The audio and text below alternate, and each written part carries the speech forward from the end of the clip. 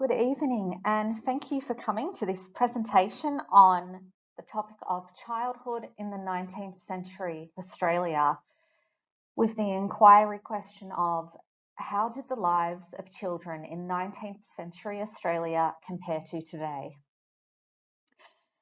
This topic was chosen due to its relevance to children.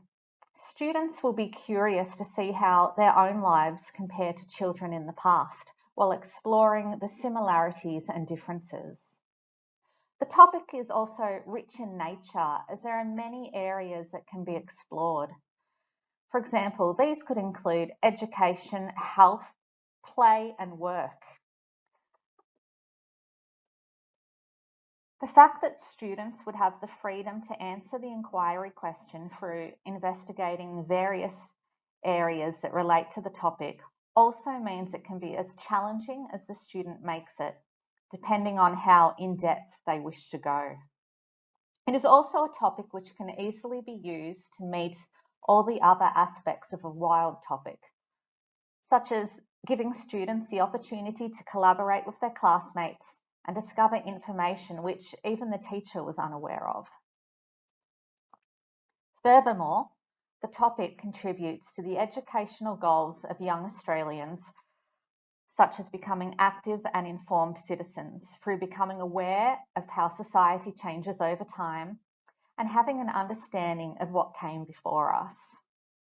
This aspect of the topic, which helps students to recognise changes as they occur over time, reflects the interdisciplinary thinking concept of continuity and change, as they research the similarities and differences which exist between their own lives and the lives of children in 19th century Australia. This also ties into another interdisciplinary thinking concept, that of significance. The topic is significant as aspects of childhood in the 19th century has had a direct impact on various factors of life today, such as in health and education. For the purpose of this presentation, the background knowledge related to the topic concerning childhood in 19th century Australia will be mainly limited to the childhood experiences of those from mostly a European background. The reasoning for this is due to limited research available on the experiences of Indigenous children for each of the aspects of childhood which are being discussed, and also the need to focus on one particular group due to time constraints.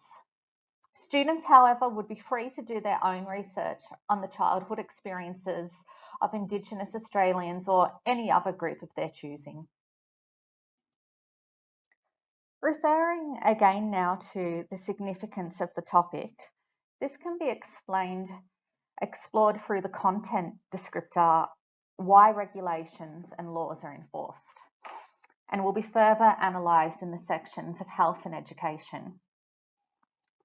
The entire topic will help students learn more about various aspects of the daily life of children during the colonial era, which is the component of the content descriptor ACHASSK 107, which the students will be focusing on.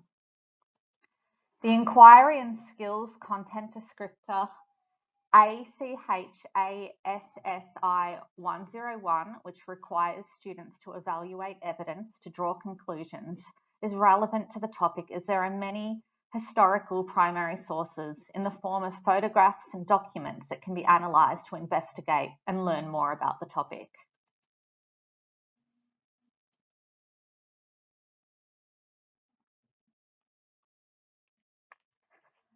Okay, now I'd like to discuss the first aspect of the topic that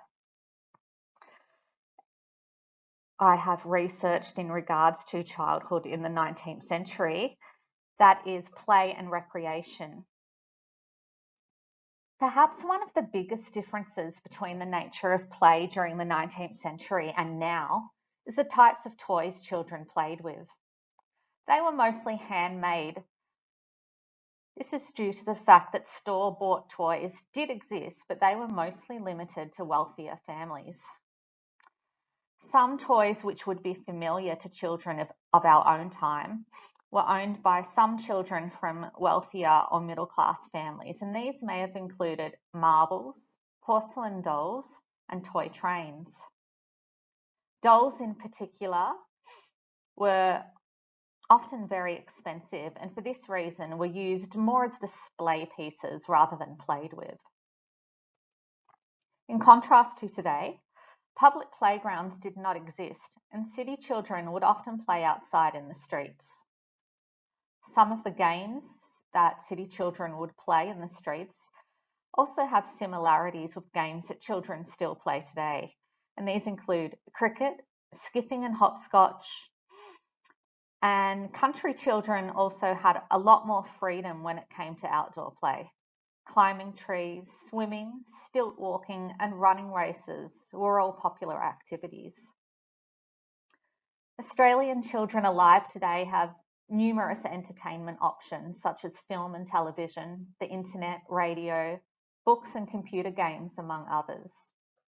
The only one of these entertainment options that were available to children in Australia, or anywhere in the world for that matter, was literature. Books, magazines and newspapers were all widely available, and popular children's stories included Seven Little Australians and Dot and the Kangaroo.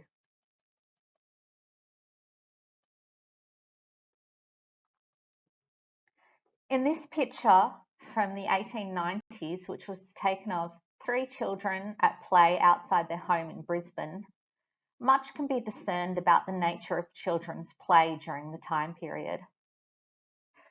The cart appears to be homemade and possibly constructed with the use of a timber fruit box. The older girl is pulling the young boy with a rope tied to his arm, and the girl appears to be holding a stick, which she's using as a make-believe whip for the horse, which her brother is pretending to be. These elements of play seem to suggest that imaginary play or role play with props was just as popular with children in the 19th century as it is with children today. The main difference that can be seen in the photo is the absence of store-bought toys and props, which are more common today.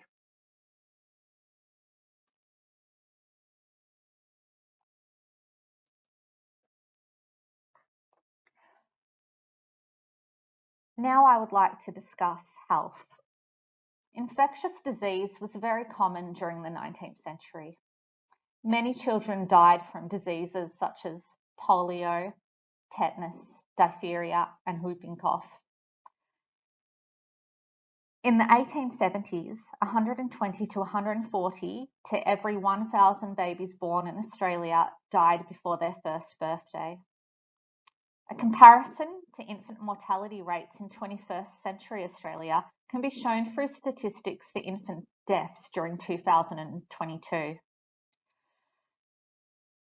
This was 3.3 deaths per 1,000 live births.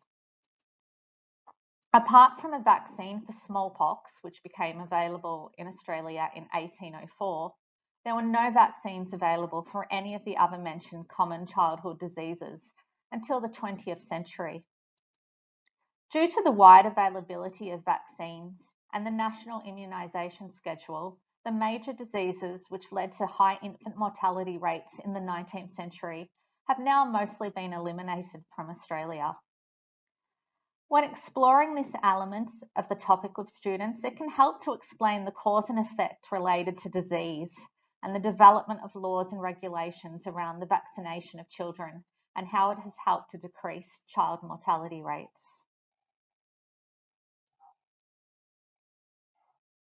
Now moving on to education. During the first half of the 19th century, education was not compulsory in Australia, and working class children were mainly taught by ex-convicts who had no professional training. The families of wealthier children would hire private tutors to educate their children. Most schools were run by churches until the 1870s, when education became free, compulsory, and secular.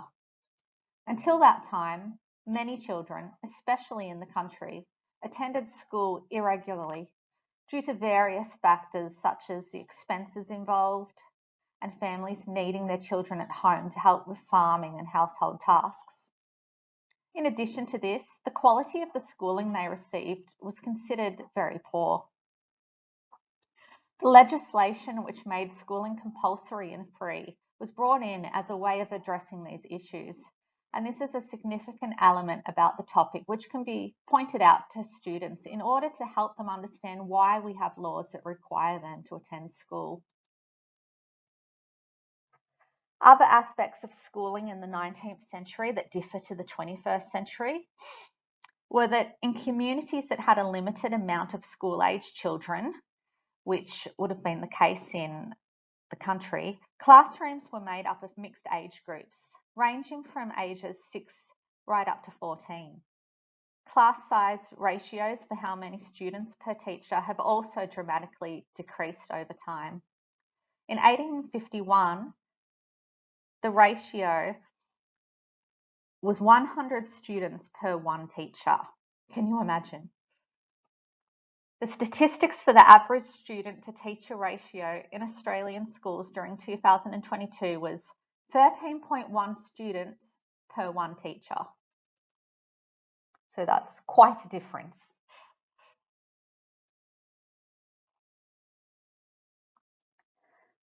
Now I'd like you to have a look at these two images displayed.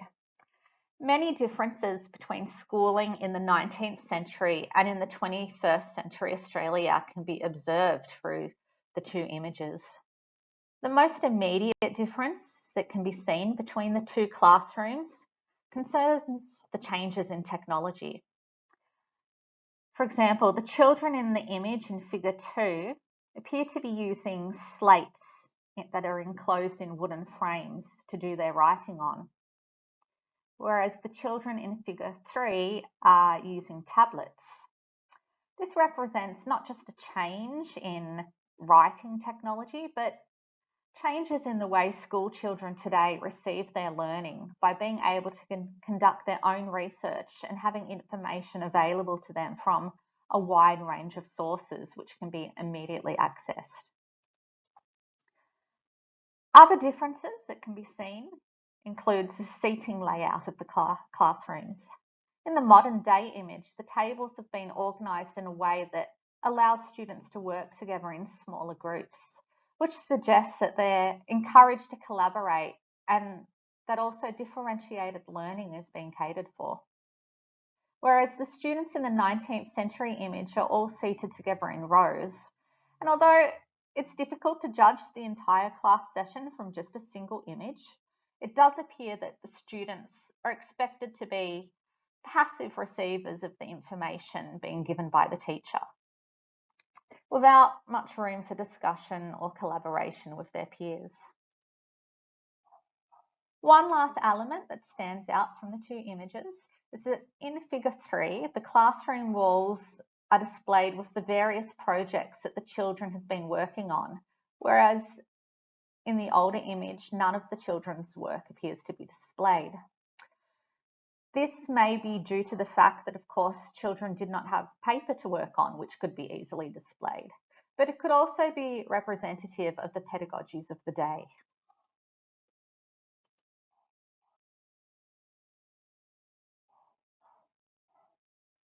Okay, having a look at the image displayed here, I'd like to ask the audience, how old do you think the boy in the very front of the image above is? There's actually no information about the actual age of the boy, but as you can see, he looks very young. And it states that he was an apprentice bootmaker. So this brings me to the final aspect of childhood in 19th century Australia that will be discussed here. Some research has shown that child labour in Australia was much less than in most other industrialised societies such as the UK and the United States, predominantly due to employers preferring the skills and experience of adult workers. However, other research has shown that child labour was more widespread than commonly believed, and that this was particularly the case in Victoria, which at the time was the most industrialised of all the Australian colonies. Other research shows that most children were working by their 14th birthday, and some establishments consisted of mostly apprentice boys. One such establishment in particular was the Melbourne Herald, which employed 80 apprentice boys who could be working shifts as long as 19 hours. There was a Royal Commission in the 1870s which looked into the working conditions of factories in Victoria. The Commission found that children were employed in a wide range of industries, which included food, clothing, and tobacco. This included children as young as 8, sometimes even younger. They worked long hours, often working from sunrise to late at night, and were paid poorly due to being given the lowest skilled work.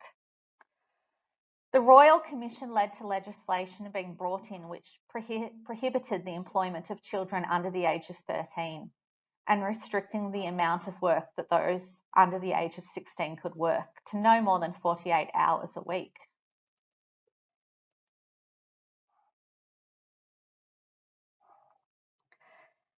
Hands up if any of you had an after-school job when you were at school. Yeah, quite a few of you I can see. Well, in today's Australia, many children, mostly teenagers, have jobs outside of school hours. But there are restrictions placed on the amount of hours they can work, and according to their age and whether they are working on a school day or on the weekend. These requirements vary from state to state. To use Queensland as an example, the minimum age of employment is 13. A school-aged child is allowed to work a maximum of 4 hours on school days. On a non-school day, this increases to 8 hours. And during a non-school week, such as the school holidays, the maximum hours allowed is 38.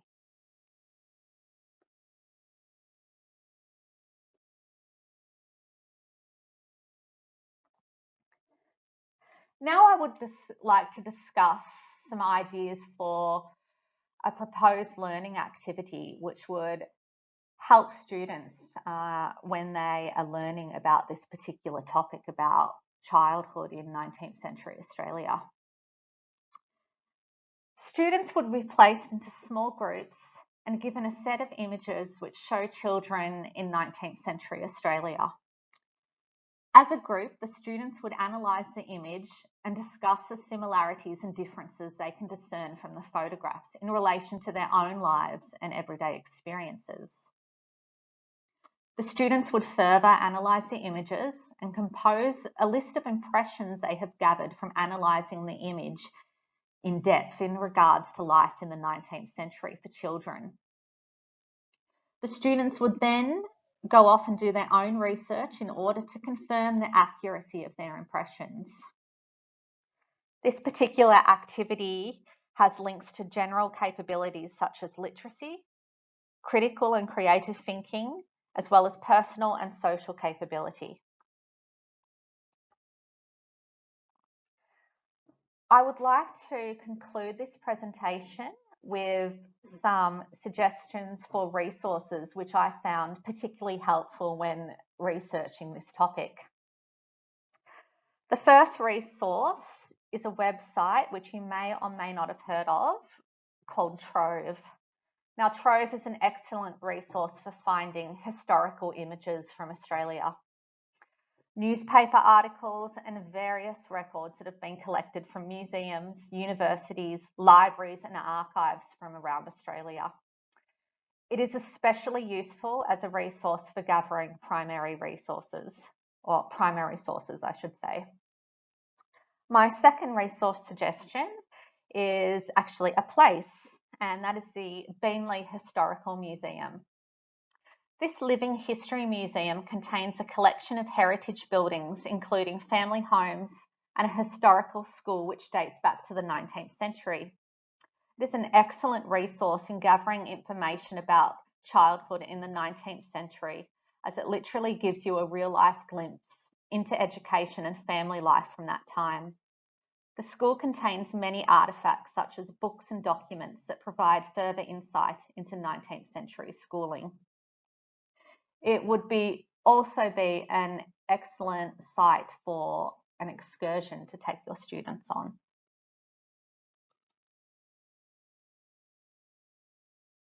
And that brings me to the end of this presentation, and I would like to say a big thank you for everyone who came, and thank you for listening.